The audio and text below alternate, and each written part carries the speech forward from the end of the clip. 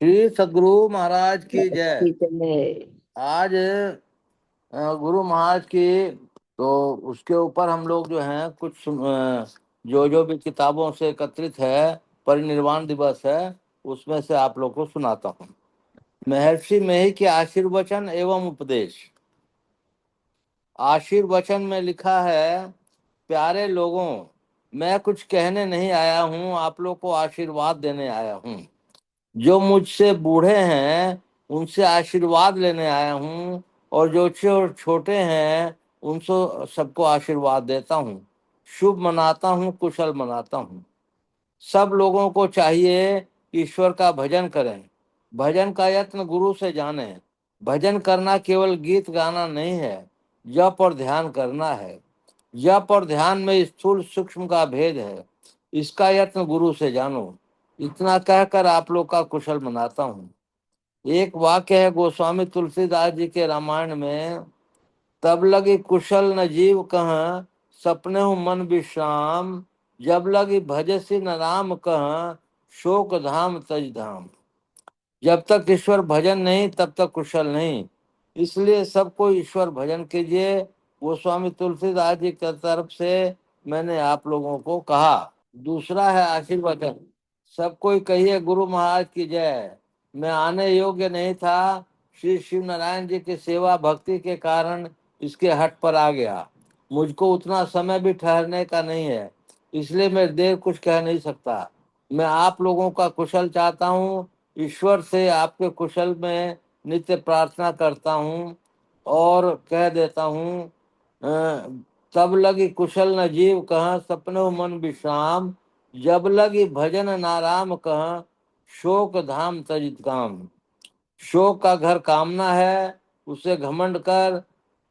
जब तक परमात्मा का भजन नहीं करता तब तक जीव को स्वप्न में भी विश्राम नहीं मिलता। ईश्वर को जो देना होता है आप देते हैं। माई के पेट में कौन देता था, वहां सब पुरुषार्थ खत्म थे। शिशुपन में रोना और सोना और कुछ नहीं रहता। हम नहीं कहते हैं कि हम जैसे लाचार हैं वैसे सब लोग हों, लेकिन ऐसे ही लाचार होते हैं। सब कामनाओं को छोड़कर ईश्वर का भजन करो, इसी में कल्याण है। अब आप लोगों से विदाई मांगता हूँ। एक और है, घमंड बहुत भारी बड़ा रोग है। किसी आदमी को कोई घमंड हो गया हो तो वह उसका बड़ा भारी रोग है, क्योंकि वह गिरेगा नहीं, गिरेगा जरूर। इसलिए कोई घमंड नहीं करे और नम्रता अपने दिल में लाए। नम्रता को सब प्यार करते हैं और घमंड को कोई नहीं प्यार करता। जैसे किसी नशा का हिंसक पड़ जाने से बिना उसके लिए वह नहीं रह सकता, इसी तरह जिसको यह सत्संग करने का हिसक पड़ गया हो वह सत्संग के बिना कभी नहीं रह सकता। आप प्रत्यक्ष देखते हैं यहाँ कितने लोग बैठे हुए हैं, क्यों नहीं कुछ हल्ला होता है? इसलिए कि लोगों को हिसक हो गया है सत्संग वचनों को प्रेम से सुनने का। वह प्रेम चित्त को बैठा देता है, और प्रेम नहीं है तो वह चित्त को हलचल में डाल देता है।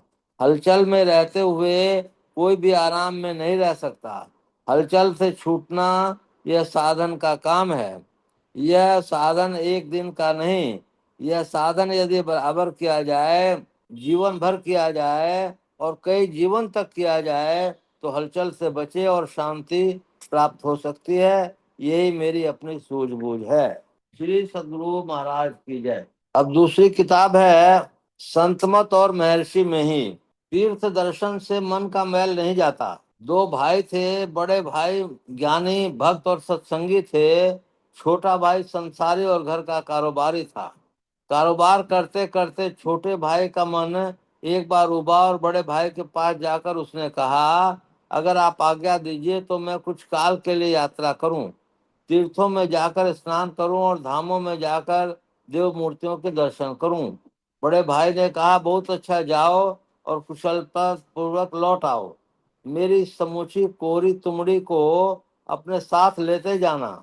जिन जिन तीर्थों में तुम स्नान करना उन उन तीर्थों में इस तुमड़ी को भी स्नान करा देना, और जिन जिन धामों में तुम दर्शन करना उन उन धामों में इसको भी दर्शन करा देना। छोटा भाई उस तुमड़ी को लेकर चल पड़ा।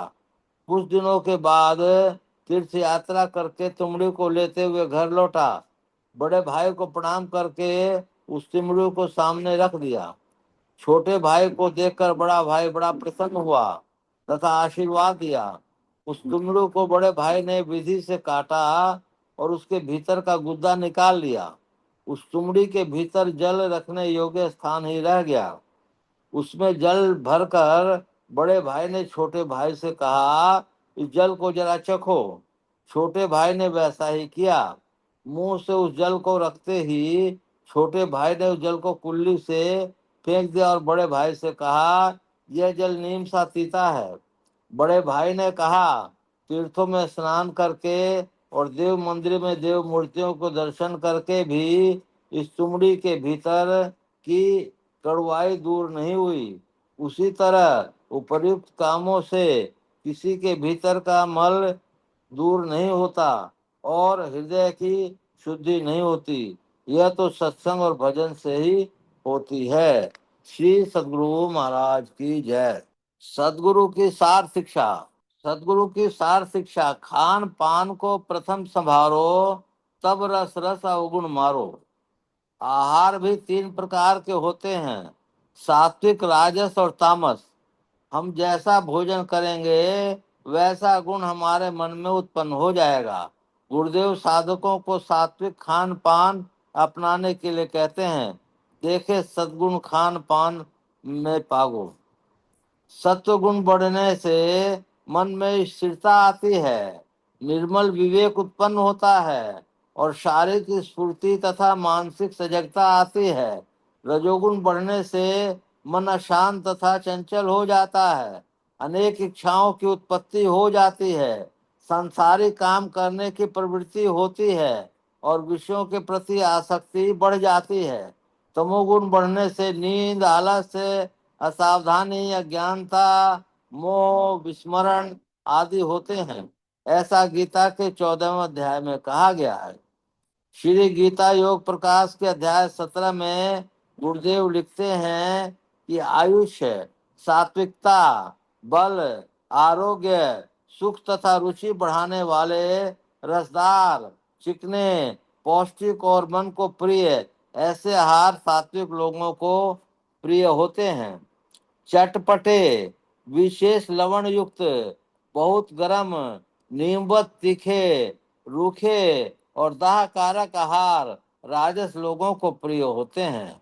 रोटी, भात आदि बनकर पहर भर में बड़ा पड़ा हुआ, उतरा हुआ अर्थात सड़ने पर आया हुआ फल, दुर्गंध युक्त बासी, जूठा और अपवित्र आहार तामस लोगों के लिए है। श्री गीता योग प्रकाश के 17वें अध्याय की पाद टिप्पणी में गुरुदेव लिखते हैं, सात्विक आहारों में भी अल्प अल्प छहों स्वाद होते हैं, परंतु ये जब विशेष मात्रा में होते हैं तब सात्विक नहीं रहते। गाय का विशेष औटा हुआ दूध, भैंस का दूध, मत्स्य मांस और पक्षी, कछुए, मछली, मुर्गी आदि सब प्रकार के अंडजों के अंडे गुण में बहुत गर्म होते हैं। ये उत्तेजक और वीर रक्षा में बाधक हैं। ये सात्विक आहार नहीं है। जो अपनी कमाई का अन्न खाता है, अपने से रसोई पकाता है और सात्विक स्वाद रहित कम पौष्टिक तथा भोजन करता है, उसी साधक का खान पान सुधरा हुआ मानना चाहिए। अन्न से मन बनता है, ऐसा उपनिषद में कहा गया है। इसका अर्थ यह है कि खाए गए अन्न का प्रभाव मन पर भी पड़ता है। जैसा अन्न खाया जाता है वैसा मन पर भी प्रभाव पड़ता है। यदि कोई छेने की एक गोली खा ले और दूसरा कोई भांग की एक गोली खा ले तो दोनों का प्रभाव दोनों व्यक्तियों पर अलग अलग पड़ेगा। मीठा, खट्टा, तीता तथा अत्यधिक भोजन ब्रह्मचर्य जीवन का बाधक होता है। मीठा खट्टा खाद्य पदार्थ खाने से तो तुरंत खून फट जाता है और मन को स्वयं जाता रहता है। भोजन का स्वाद जिह्वा का विषय है। यदि इस स्वाद की ओर से अपने मन को खींच नहीं पाते हैं तो इससे अधिक आकर्षण विषय में अपने मन को कैसे बचा पाएंगे। जो एक इंद्रिय को उसके विषय से रोक सकता है, वही अपनी सब इंद्रियों को भी उनके विषय से बचा सकता है। जो दैनिक जीवन में प्रत्याहार कर सकता है, वही ध्यानाभ्यास के समय में भी प्रत्याहार कर सकता है। यदि आंखें खुली रहने पर हम सुंदर रूप को देखने से मन रोक सकें, तो ध्यानाभ्यास समय भी हम व्यर्थ चिंतनों को हटाकर मन का देव तत्व में लगाने के सक्षम हो सकते हैं। मान लीजिए यह गाय चरा रहे हैं, उसकी रस्सी हमारे हाथ में है, अगल बगल 5 खेतों में हरी हरी फसलें लगी हुई हैं। यदि हम गाय को एक खेत में मुंह डालने से रोक लेंगे, तो उसे दूसरे खेतों से भी मुंह डालने से रोक सकेंगे। गाय तो एक ही है, वही भिन्न भिन्न खेतों में जाना चाहती है। इसी प्रकार हमारा मन भी एक ही है, वही भिन्न भिन्न विषयों के में जाना चाहता है। यदि हम एक विषय की ओर तेजी से भागने वाले मन को बलपूर्वक रोक सकें, तो हमें मन को अन्य विषयों की ओर भी जाने से खींच सकते हैं, शक्ति प्राप्त हो जाएगी। श्री सद्गुरु महाराज की जय। बहुत लंबा है, इसलिए फिर दूसरी किताब पे आता हूँ। विषय है सुख के लिए भटको नहीं, अंदर चलो। श्री सद्गुरु महाराज की जय। महर्षि मई सत्संग सागर से। धर्मानुरागी प्यारी जनता, मनुष्य को अपने जीवन में सुख से रहने के लिए बहुत इच्छा रहती है। मनुष्य यह भी अवश्य ही जानता है कि वह जीवन समाप्त हो जाएगा। जीवन के समाप्त हो जाने पर मैं यहाँ नहीं रहूंगा। कुछ लोगों का ख्याल है कि जीवन समाप्त हुआ, शरीर जला दिया गया, दफना दिया गया, कुछ बचा नहीं। परंतु दूसरा ख्याल बतलाता है कि कुछ बचा नहीं सो मत समझो, बचा बहुत कुछ, थोड़ा ही नहीं रहा जो जला दिया गया, बस बहुत थोड़ा सा। दूसरा ख्याल बतलाता है कि जो बहुत बच गया वह क्या है, देखने में तो कुछ नहीं आया, अवश्य उसको नहीं देख सकते, लेकिन बचा अवश्य है। तुम्हारे देखने में जो शरीर था वह जल गया, उस शरीर के अंदर जो था उसकी जीवन काल में भी नहीं देख सकते थे, और मृत्यु होने पर तुम क्या देख सकते हो।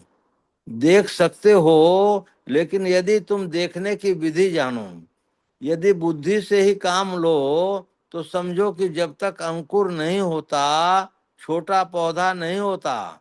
बिना बीज के अंकुर नहीं, और बिना अंकुर के पौधा नहीं होता। किसी के होने में बीज होता है, फिर उसके उगने से अंकुर रूप आता है, वही बढ़ते बढ़ते बड़ा वृक्ष होता है। मतलब बीज, अंकुर और वृक्ष। बीज को कारण समझो, अंकुर को सूक्ष्म समझो, और वृक्ष को स्थूल समझो। ये तीनों साथ साथ हैं। स्थूल शरीर जल गया तो सूक्ष्म और कारण बच गए। इन दोनों के बचने पर यह भी ख्याल करो कि उसके लिए कोई भंडार है। कारण एक ही किस्म का नहीं है, उसके भंडार को महाकारण कह सकते हैं, अथवा अपने देश की शास्त्रीय भाषा में त्रिगुणात्मका साम्यवस्था धारणी जनात्मिका मूल प्रकृति कह सकते हैं। इससे कारण होता है, इससे कारण होता है, कारण से सूक्ष्म होता है, उससे फिर स्थूल होता है। स्थूल तुम देख सकते हो, सूक्ष्म कारण कारण नहीं देख सकते हो। जीवन काल में नहीं देख सकते हो। तुम्हारे मृत्यु हो गई तो जो जीवित है वे देखते हैं कि कुछ बचा नहीं है, 3 बच गए, लेकिन ये तीनों चारों जड़ हैं, ज्ञानहीन हैं। जीवन काल में ये शरीर ज्ञान में मालूम होता है, तो जाना जाता है कि शरीर के साथ साथ ज्ञानमय पदार्थ भी होता है, उसको चेतन आत्मा कहते हैं। वह चेतन आत्मा मूल प्रकृति में व्यापक है, कारण में भी, सूक्ष्म में भी और स्थूल में भी वह चेतन आत्मा है। मृत्यु के उपरांत तीन शरीरों के साथ जीवात्मा जाता है। मतलब यह है कि स्थूल, सूक्ष्म, कारण, महाकारण, इन चारों के अंदर चेतन आत्मा है। मृत्यु होने पर केवल स्थूल शरीर जलाया जा, दफनाया जा गया, बाकी तीन शरीरों के साथ जीवात्मा निकल गया। उसको तुम नहीं देख सके। जीवित काल में चार जड़ शरीरों के साथ जीवात्मा है। ऊपर से स्थूल शरीर है। इस स्थूल शरीर को ही जलाया गया, बाकी तीनों को तुम नहीं देख सकते हो। फिर चेतन आत्मा को क्या देखोगे? तुम्हारी दृष्टि सूक्ष्म नहीं है, फिर क्या देखोगे? तुम्हारी दृष्टि तत्वतः सूक्ष्म तो है ही, लेकिन स्थूल आवरण के साथ है, इसलिए नहीं देख सकते। स्थूल आवरण सहित दृष्टि को चर्म दृष्टि कहते हैं। स्थूल शरीर छूटने पर सूक्ष्म तत्व के संग जीवात्मा है। सूक्ष्म दृष्टि कैसे होती है, इसकी युक्ति प्राप्त कराने वाले गुरु के दर्शन तुमको नहीं हुए। उनकी युक्ति के बिना और उनके बताए साधन के किए बिना तुम सूक्ष्म दृष्टि प्राप्त नहीं कर सकते। इसलिए स्थूल शरीरधारियों के लिए सूक्ष्म अवयव ही रह गया। मेरे कहने का मतलब यह है कि जीवन काल में लोग सुख से रहना चाहते हैं, तो उनसे पूछो कि शरीर छूटने पर इस सूक्ष्म शरीर में रहने के लिए सुख चाहते हो कि दुख? सुख चाहते हो। इसी तरह कारण शरीर में रहकर सुख चाहते हो कि दुख? स्थूल जड़, सूक्ष्म जड़, कारण जड़, इन जड़ तत्वों के साथ रहने पर जड़ के संग जो सुख होता है सो होगा। वह कैसा होना सुख होता है? जैसे सणसी लोहे की, छिन पानी छिन आग, तैसे सुख दुख जगत में सहजो तू तजी भाग। कभी आग में, कभी पानी में, कभी सुख में, कभी दुख में, जो कुछ भी थोड़ा मिलता है वह बिल्कुल संतुष्ट कर देने वाला सुख नहीं है। इसी तरह सूक्ष्म का कारण और महाकारण का भी सुख है, और दुख के बाद सुख और सुख के बाद दुख आवेगा, संतुष्टि नहीं हो सकेगी। संतुष्टि वाला सुख कहाँ है? ढूंढो। शरीरों को छोड़कर अपने आप में रहकर कैसा होता है? अव्यक्त है। अंदाज करो कि जड़ के साथ रहते थे तब सुख कहाँ था? तब भी सुख के मूल तुम ही चेतन आत्मा थे। गोस्वामी तुलसीदास जी ने बड़ा अच्छा कहा है, ईश्वर अंश जीव अविनाशी, चेतन अमल सहज सुख राशि। तुम स्वयं सुख रूप हो। ख्याल करो कि जब तुम जगे हो, रहते हो, बाहर के विषयों का संग होता है, बाहर विषयों के इंद्रियों के संग से सुख मानते हो। सीने पर सोने पर बाहर का सुख नहीं, फिर भी तुम सुख पाते हो। यह सुख कहाँ है? तुम्हारी जिह्वा पर नीम का पत्ता था, लेकिन स्वप्न में तुम देखते हो कि मिश्री है, तो मिश्री की मिठास मालूम होती है, नींव का कड़वायन नहीं। मिश्री को मिठास कहाँ से आई? अपने अंदर मिठास का ख्याल किया, मीठा लगने लग गया।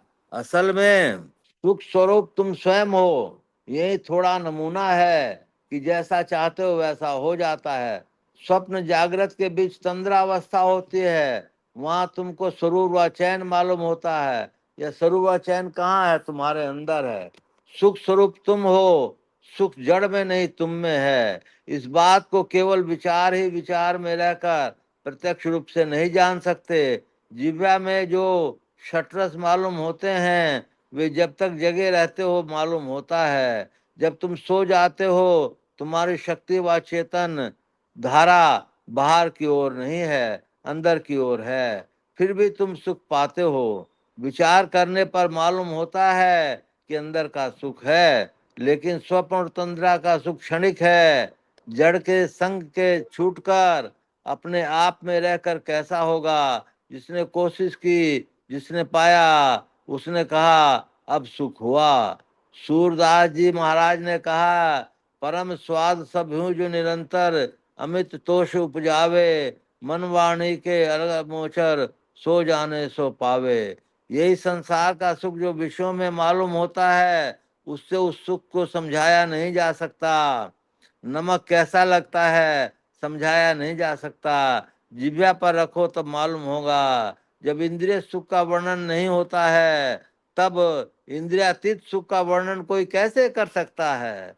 संतों ने कहा, सुख के लिए भटको नहीं, अपने अंदर चलो। जड़ विहीन होकर रहना, अपने आप में रहना, अपनी ओर होना है। जो इस ओर जाता है वह जानता है कि जड़ के संग के कारण से सुख को मिलना है। वह संतुष्टि नहीं दे सकता। अपने आपा को ओर चलो। इसके लिए बाहर ढूंढने की जरूरत नहीं। अपने शरीर के अंदर अपने आपा है, उसकी खोज अपने अंदर में करो। संतों ने कहा है, अवश्य ही ज्ञान चाहिए। ज्ञान के लिए सत्संग चाहिए। सत्संग से ज्ञान होता है कि इसको सिखलाने वाला चाहिए।